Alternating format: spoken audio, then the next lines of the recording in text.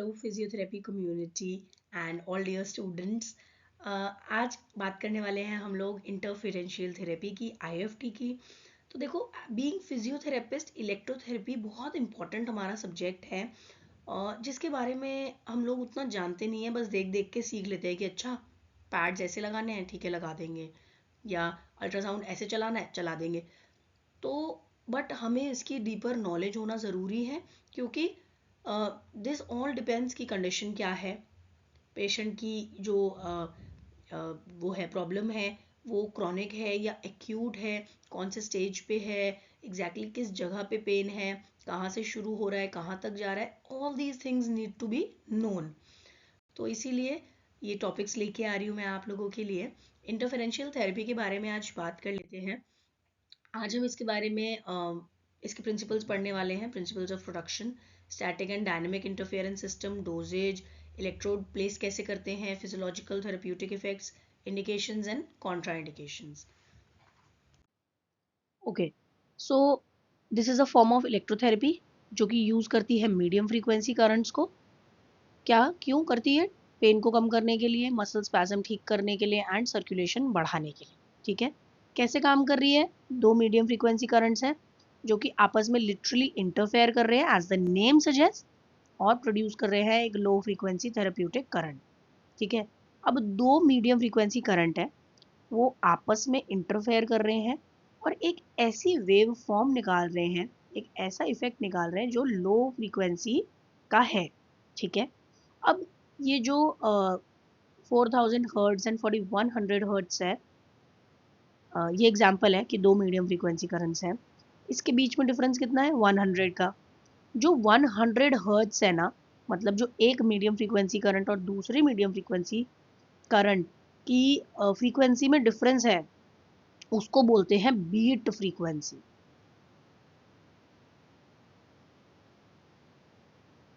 ठीक है, beat frequency.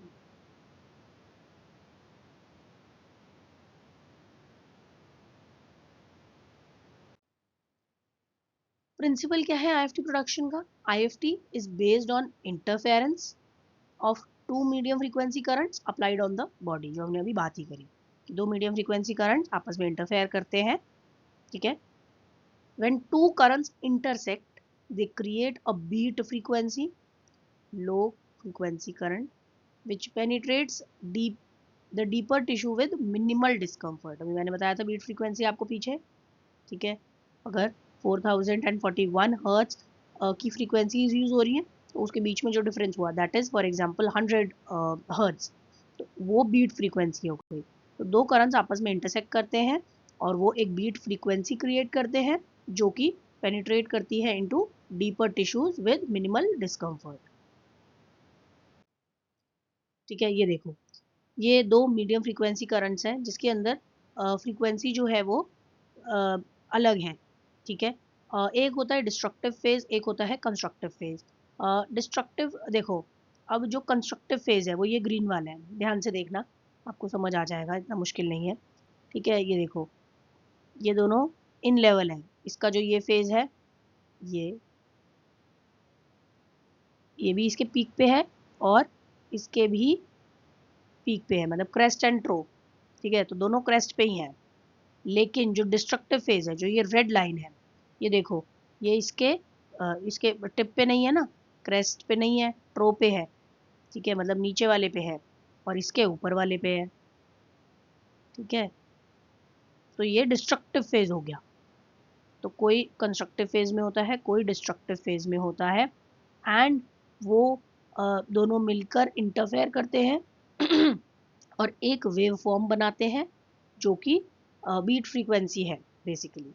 ठीक है, ये आप, मैं इसको इरेज करती हूँ, आप देखिएगा ध्यान से कि जो ग्रीन वाली लाइन है दिस इज कंस्ट्रक्टिव फेज, जो रेड वाली लाइन है that is a destructive phase. Constructive and destructive phase दोनों होना ज़रूरी है इन दोनों करंट्स में, एंड उसका इंटरफेरेंस होगा एंड उससे एक बीट फ्रीक्वेंसी प्रोड्यूस होगी। ठीक है, basic principle of IFT is to utilise, देखो बेसिक प्रिंसिपल क्या है आईएफटी का, कि वो यूज करना चाहता है, utilise the strong physiological effects of low frequency electrical stimulation of nerve without the associated painful and somewhat unpleasant side effects sometime associated with low frequency stimulation. अच्छा, अगर आप लोगों ने मेरा टेंस वाला वीडियो नहीं देखा है तो आप अभी जाके देखो, ठीक है, देन यू विल अंडरस्टैंड। नहीं तो इसके तुरंत बाद जाके देखना तो आपको और अच्छे से क्लियर हो जाएगा। यहाँ आपको ऊपर दिख रहा होगा कहीं पे, ठीक है, आ रहा होगा लिखा हुआ टेंस, आप उस पर क्लिक कर सकते हो। तो देखो इसमें क्या है, टेंस जो है वो लो फ्रीक्वेंसी करंट है। हमने उसमें बात की थी कि वो थोड़ा सा अनकंफर्टेबल करंट होता है, पेशेंट को थोड़ा सा डिस्कम्फर्ट, चुभन जैसा फील होता है वो, ठीक है। लेकिन जो IFT है, it is a very very very comfortable current. Patient को कभी भी चुभन जैसा नहीं लगेगा IFT में। Patient will always feel very comfortable with IFT, ठीक है।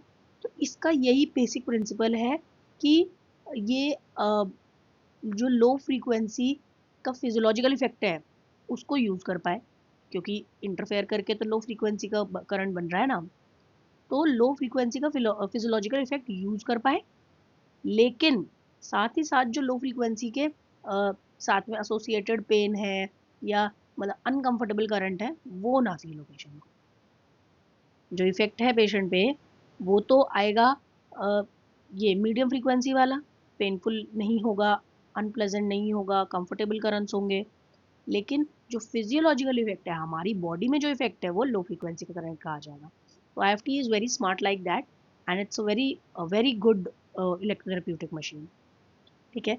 तो अब लो फ्रीक्वेंसी इफेक्ट प्रोड्यूस करना है अगर डेप्थ पे, तो हमें सफिशियंट इंटेंसिटी, एक सेकेंड, हाँ, to produce a low frequency effect at a depth, sufficient intensity is required, due to which the patient can experience considerate discomfort in the superficial tissues due to the impedance of skin being inversely proportional to the frequency of stimulation. अच्छा, अब देखो ये बोल रहा है कि जो low frequency का इफेक्ट हमने प्रोड्यूस करना है, डेप्थ पे करना है ना, डीपर टिश्यूज में करना है, ठीक है। तो उसके लिए डीप जाने के लिए इंटेंसिटी हमको ज़्यादा चाहिए। इंटेंसिटी ज़्यादा करेंगे तो पेशेंट को सुपरफिशियल टिश्यूज पे ऊपर ऊपर थोड़ा डिस्कम्फर्ट लग भी सकता है। क्यों लगेगा? बिकॉज स्किन की जो इम्पिडेंस है उसके कारण। स्किन की जो इम्पिडेंस है वो inversely proportional to the frequency of stimulation, ठीक है। मतलब जितना ज़्यादा हमारा फ्रीक्वेंसी होगा उतना ज़्यादा स्किन हमको मतलब फ्रीक्वेंसी ज़्यादा, इम्पिडेंस कम, फ्रीक्वेंसी कम, इम्पिडेंस ज़्यादा, ठीक है। इम्पिडेंसेस की करंट कितना इजीली अंदर फ्लो कर पाता है, स्किन कितना रेजिस्टेंस देता है वो। तो ये जो है ये फॉर्मूला है इम्पिडेंस का, ठीक है। Z is equal to 1/2πFE, where Z is the impedance, 2π is the constant, F is the frequency and E is the capacitance of the skin. ये यूजुअली इतना यूज नहीं होता है बट आपको पता होना चाहिए, ठीक है। इम्पिडेंस का फॉर्मूला है, क्योंकि impedance is inversely proportional to the frequency of the stimulation. Simple भाषा में जितनी ज़्यादा फ्रीक्वेंसी होगी उतनी कम स्किन की इम्पिडेंस होगी, एंड जितनी कम फ्रीक्वेंसी होगी उतनी ज़्यादा स्किन की इम्पिडेंस होगी। स्टैटिक इंटरफेरेंस सिस्टम, इसके अंदर क्या है, फिक्स्ड इलेक्ट्रोड प्लेसमेंट यूज करते हैं to create an interference pattern, ठीक है। बीट फ्रीक्वेंसी जो है वो कांस्टेंट रहती है, जिसकी वजह से एक स्टेडी स्टिमुलेशन इफेक्ट आता रहता है। हम लोग ये यूज़ करते हैं लोकलाइज्ड पेन रिलीफ के लिए, ठीक है। फिक्स्ड इलेक्ट्रोड प्लेसमेंट होगी, बीट फ्रीक्वेंसी कांस्टेंट रहेगी, स्टेडी स्टिमुलेशन का इफेक्ट आएगा। कोई भी लोकलाइज्ड पेन है उसके लिए है, लोकलाइज्ड मतलब किसी एक स्पेसिफिक एरिया पे।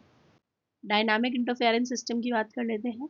तो जो इंटेंसिटी है और जो लोकेशन है इंटरफेरेंस का, वो कॉन्स्टेंटली शिफ्ट करता रहेगा, ठीक है। जो ट्रीटमेंट एरिया है उसके अंदर इंटेंसिटी और लोकेशन, इंटेंसिटी बढ़ती घटती रहेगी और लोकेशन ऊपर नीचे घूमती रहेगी बेसिकली। इसीलिए देखो IFT में ना बहुत सारे मेथड्स होते हैं, 2 pole, 4 pole, 4 pole vector, 4 pole 45 degrees, 90 degrees, ठीक है, 4 pole vector 45 degrees and 90 degrees, multiple modes होते हैं IFT में। वो उसके बारे में भी अभी आज हम नहीं बात कर रहे हैं। तो वो ही डिसाइड करता है कि हमें जो ट्रीटमेंट एरिया है उसमें क्या लोकेशन रहेगी, कितनी इंटेंसिटी जाएगी, कॉन्टिन्यूस जाएगी, पल्स जाएगी, ये सब कुछ।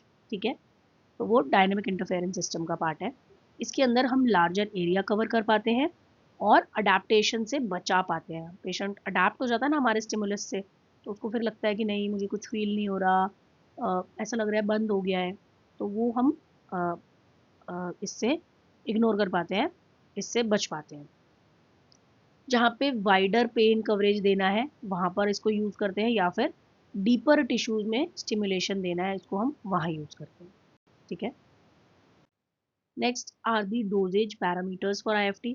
फ्रीक्वेंसी 1 to 100 हर्ट्ज रहती है। अब डिपेंड करता है पेशेंट की क्या नीड है, उसके हिसाब से we'll use it. Intensity patient की टॉलरेंस के हिसाब से देनी पड़ती है हमें। मोड इसमें दो हैं, कॉन्टिन्यूस मोड है एंड स्वीप मोड है। कॉन्टिन्यूस में कांस्टेंट फ्रीक्वेंसी जाती है, ये हम ज़्यादातर क्रॉनिक कंडीशन में देते हैं। स्वीप मोड के अंदर अलग अलग फ्रीक्वेंसीज होती है अडेप्टेशन को प्रिवेंट करने के लिए। ड्यूरेशन 10 से 20 मिनट पर सेशन।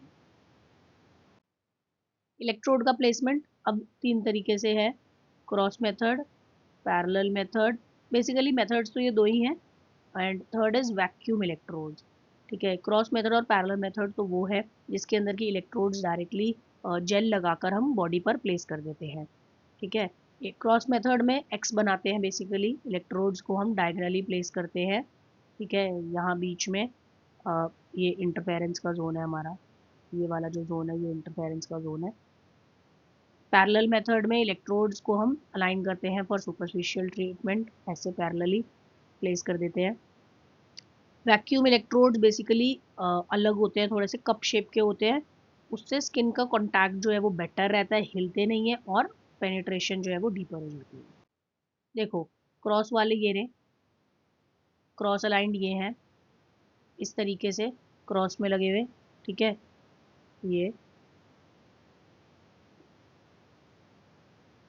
पैरेलल वाले ये हैं, आपस में पैरेलल ऐसे लगे हुए।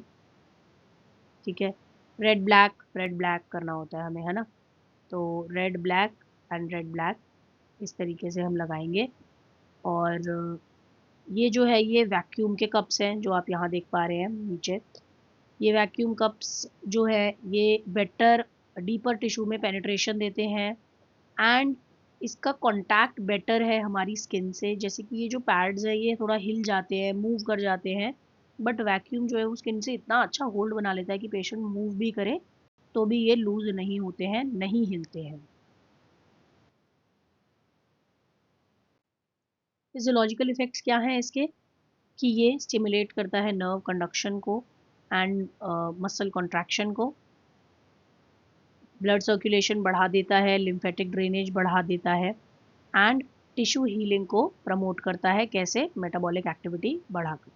ठीक है, फिजियोलॉजिकल इफेक्ट्स क्या है, नर्व कंडक्शन स्टिमुलेट करता है, मसल कॉन्ट्रैक्शन को स्टिमुलेट करता है, ब्लड सर्कुलेशन बढ़ाता है, लिम्फेटिक ड्रेनेज बढ़ाता है, टिश्यू हीलिंग करता है by increasing the metabolic activity.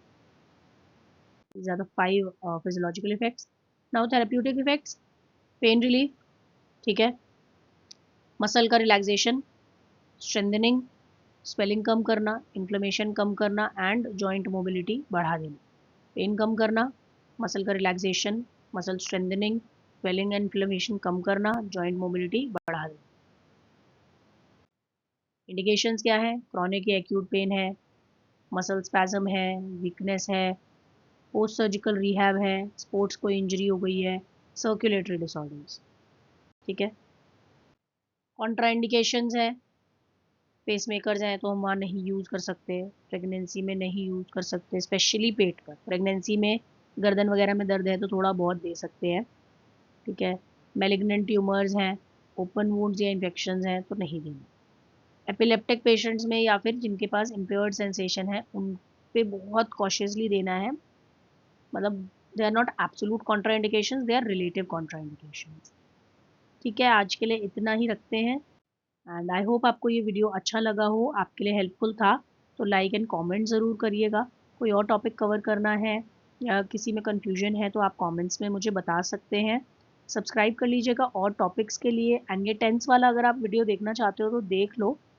इससे आपको और ज़्यादा क्लियर हो जाएगा कि हाँ IFT में ये है एंड टेंस में ये है।